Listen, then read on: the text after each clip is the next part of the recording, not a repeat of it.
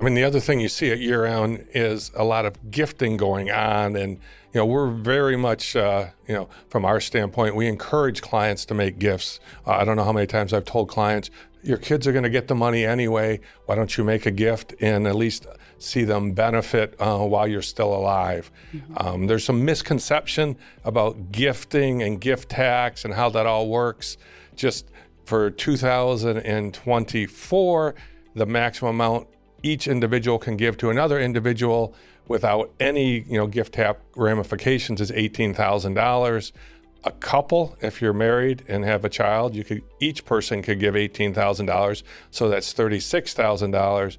The big misconception is what happens if I give more than that, and people are concerned about what would happen.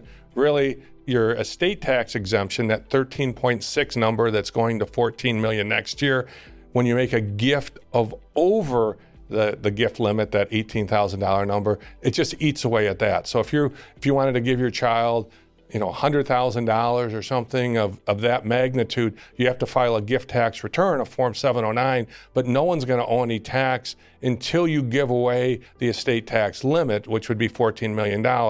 So there is, we encourage people, especially with, children and, while they're kind of in those years that you can really make a difference. Some of us may live very, very long time, and our children may not inherit money until they're in their 70s. So little things we can do to help out our children, gifting, have discussions with your advisors about, gifting, because it's not really an estate tax issue anymore. And there's a misconception where if I make a gift of over $18,000, is that going to cause some type of tax? The short answer is no, and you can do that.